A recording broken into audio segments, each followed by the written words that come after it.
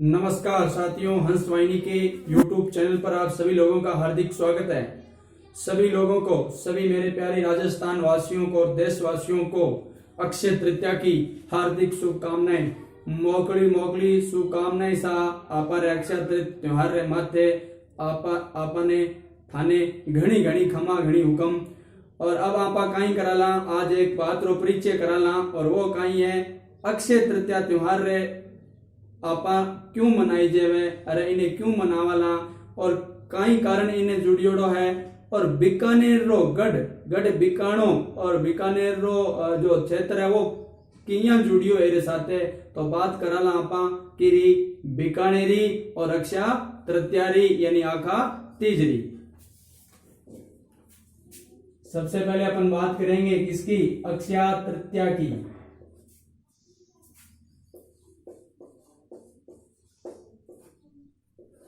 देखो, अब ये प्रश्न उठता है कि अक्षय तृतीया, पहला तो यही है कब मनाई जाती है। ठीक है, प्रश्न आता है, जीके का भी है और हमें जानना भी जरूरी है क्योंकि हमारी संस्कृति से ये रिलेटेड है। तो अक्षय तृतीया की बात करेंगे तो साथियों सबसे पहले तो यही बात होगी कि अक्षय तृतीया मनाई कब जाती है। तो आपको ये अच्छी तरह से याद है और वो है वैशाख शुक्ल पक्ष, वैशाख शुक्ल तृतीया आखा तीज मनाई जाती है अपने राजस्थान में ही नहीं पूरे भारतवर्ष में। तो वैशाख शुक्ल तृतीया। अब ये जो अक्षय तृतीया मनाई जाती है इसका जो विशेष महत्व क्या होता है वो है, एक तो ये शुभ मुहूर्त है। शुभ मुहूर्त यानी किसी भी कार्य का, कोई भी कार्य शुरू किया जा सकता है, शुभ मुहूर्त है, ये हमें ध्यान देना है। शुभ मुहूर्त, ठीक है, इसका किसी भी विशेष कार्य का, ठीक है। और एक चीज ध्यान दे लेना, इस दिन किया गया जो दान पुण्य है वो अक्षय होता है भाई, है ना। तो जो दान पुण्य हम करते हैं वो क्या होता है, अक्षय होता है, यानी कि कभी खत्म नहीं होता। और ये जो अक्षय है इसी वजह से इसका नाम क्या होगा, अक्षय तृतीया माने तीज। वैसे तो हर महीने की तृतीया वो पवित्र होती है दान पुण्य के लिए, लेकिन ये जो तृतीया और इसका विशेष महत्व है तो ये अक्षय हो गया। अक्षय मतलब ये दान पुण्य, अक्षय का मतलब अ माने नहीं, क्षय माने हानि होना या नष्ट होने या क्षरण होना। तो मतलब कभी भी उस चीज का अ माने नहीं, क्षय मतलब नष्ट होना, कभी भी वो चीज नष्ट नहीं होती। यानी ये जो अपन दान पुण्य करते हैं इस समय वो लगातार बने रहता है, उसमें कोई हानि कभी होती नहीं है, ठीक है। और यहाँ किए गए काम भी, शुरू किए गए सारे क्या होते हैं, अक्षय होते हैं। तो एक चीज मैंने आपको बताई। दूसरी बात मित्रों, हमारे राजस्थान में इस पर्व पर एक पकवान बनाया जाता है और वो पकवान भी आप लोग जानते होंगे। और इस पकवान का नाम क्या है, खिचड़ा। क्या नाम है, खिचड़ा। मतलब यह है कि कई धानों को, मतलब लगभग 7 धान को यानी मिलाकर के क्या कर दिया जाता है, एक पकवान बनाया जाता है और वो क्या है, खिचड़ा है ना। और हम लोग उसे बड़े ही चाव से खाते हैं, है ना। इस पर हमारे कुछ सॉन्ग भी बने हुए है ना, आप लोगों ने देखा होगा ना। जैसे एक गीत आपने सुना होगा कर्मा बाई का ना, सुना होगा आपने ना।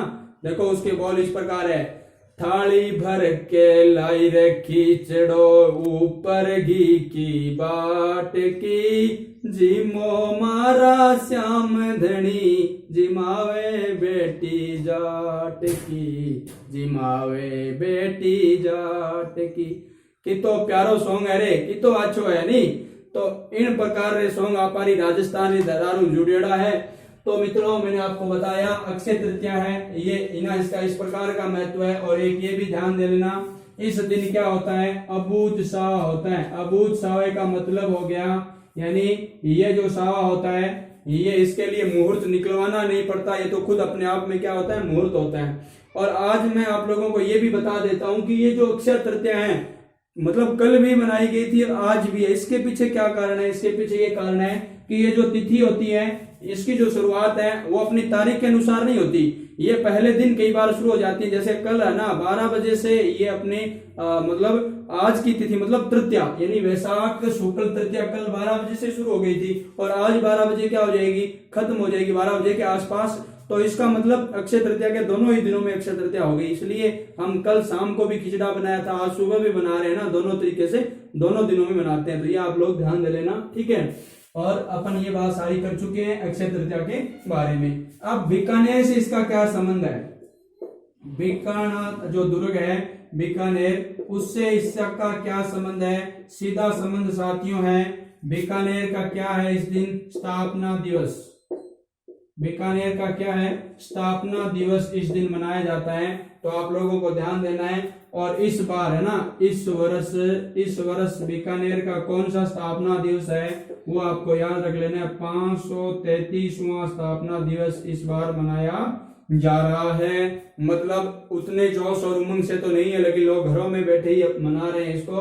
तो ये मैंने आप लोगों को बताया स्थापना दिवस। जब स्थापना दिवस की बात आएगी तो ये जरूरी है कि स्थापना किसने की और कब की। तो ये आप विक्रम संवत के अनुसार अपन चर्चा कर लेते हैं। तो विक्रम संवत के अनुसार वैशाख शुक्ल तृतीया मतलब आखातीज।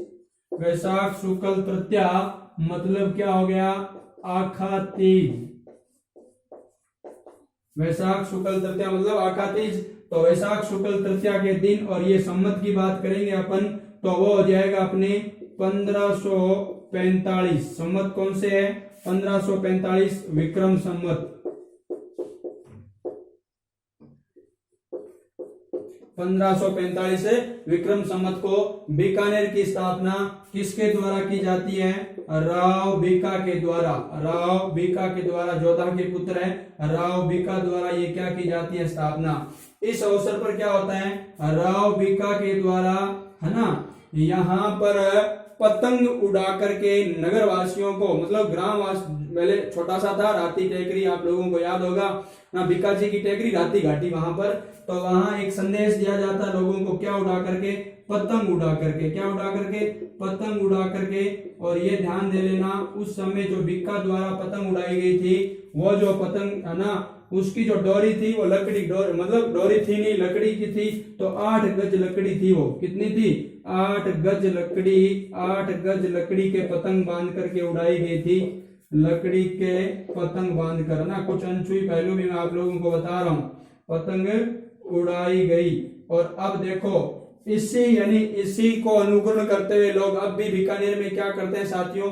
पतंग उड़ाते हैं। जबरदस्त पतंगबाजी है वो बीकानेर में देखने को मिलती है। पूरा आसमान पतंगों से अट जाता है, भर जाता है। अगर आप कभी जाते हो बीकानेर की तरफ तो अक्षय तृतीया के दिन रुककर देखना, इतना जबरदस्त पर्व वहां पर होता है। और विशेषकर जूनागढ़ जो दुर्ग है उसके आगे भी एक समारोह होता है, और उस समारोह में प्रतिभाओं को सम्मानित किया जाता है। और कक्षा 9 से लेकर के 12 और मतलब ग्रेजुएशन लेवल के, कॉलेज लेवल के विद्यार्थी भी वहां अलग अलग अपनी कलाकृतियां को प्रदर्शित करते हैं। तो वो भी आप ध्यान दें, ये स्थापना समारोह मनाया जाता है वहां पर। तो ये मैंने आपको बताया कि बीकानेर पतंग उड़ा करके क्या है, 8 गज लकड़ी के पतंग उड़ाई थी, तो एक संकेत दिया था। तो इसी अवसर पर अब भी बीकानेर में क्या की जाती है? अब भी क्या की जाती है? पतंगबाजी के तब से लेकर अब तक है ना, पतंगबाजी होती है जबरदस्त। और एक चीज और ध्यान रख लेना, यानी पतंगबाजी करते समय है ना एक बात भी कही जाती है, वो क्या है कि गौरा दादी पून दे, गौरा दादी पून दे, टाबरियारा चंदा उड़े, टाबरियारा चंदा उड़े। अब ये बात ध्यान रख लेना, ये चंदा भी किसे कहते थे? ये चंदा जो शब्द है यहाँ पतंग का सूचक है। किसका सूचक है? पतंग का, है ना। क्योंकि प्राचीन समय में जब ये पतंगे उड़ाई जाती थी कोई एक विशेष परिवार के द्वारा, आप लोग जानते हो मथेरण जो जाति के लोग भी पतंगे बनाते थे, और उनसे क्या करते थे लोग है ना, चंदा करके और फिर पतंगे लाते थे, उड़ाते थे। इसलिए इसका नाम बाद में क्या कहा जाने लगा? चंदा कहा जाने लगा। तो पतंग को क्या कहते हैं? चंदा कहते हैं। ये भी ध्यान दे, गौरा दादी पूंदे टाबरियांगरो चंदो उड़े, टाबरियांगरो क्या उड़े? चंदो उड़े आसमान में। ठीक है, तो ये भी बात ध्यान रख लेना आप लोग। और मैं बीकानेर की स्थापना से संबंधित एक दोहा भी प्रचलित है, वो भी आपको बता देता हूं, है ना। एक दोहा बीकानेर से संबंधित है, और वो कौन सा है? 1595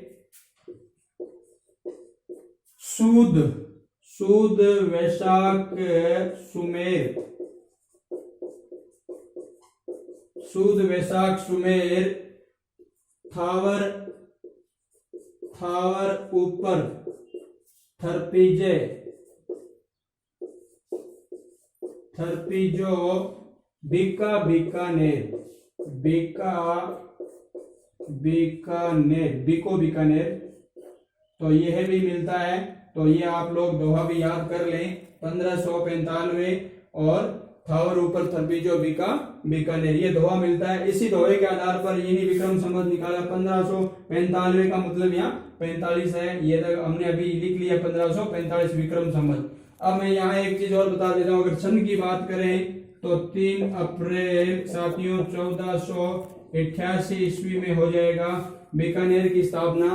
और आप लोग इससे भी अंदाजा लगा सकते हो, 57 वर्ष पीछे होते हैं विक्रम संवत, ऐसे आप निकाल सकते हो, कोई दिक्कत है नहीं। जैसे आपने 1488, अभी अपन बात करेंगे कि 1488 में तो क्या हुई थी, स्थापना हुई थी, और ये हमने बता दिया विक्रम संवत कितने 1545 है, ठीक है। तो 57 वर्ष का इनके बीच में क्या रहता है, अंतर रहता है, तो वो हमें यहाँ सामने दिखाई दे रहा है, ठीक है। तो ये बात आप लोग कर सकते हो। तो ये बड़ी महत्वपूर्ण जानकारियां हमने बीकानेर की स्थापना से संबंधित मैंने आप लोगों को बताई। इस दिन पतंगबाजी होती है और स्थापना समारोह भी मनाया जाता है। तो महत्वपूर्ण चीजें याद रखना साथियों। बीकानेर का गढ़ भी आप लोग जानते होंगे, जो कि बीका के द्वारा नहीं बनाया गया था, ये ध्यान देना। जो गढ़ था वो था जूनागढ़, ठीक है, बीकानेर का। ये तो बनाया था कौन, राय सिंह के बारे में अपन बात करेंगे। बीकानेर के शासक राय सिंह है ना, राजपूताने का करण आगे चर्चा करेंगे अपन।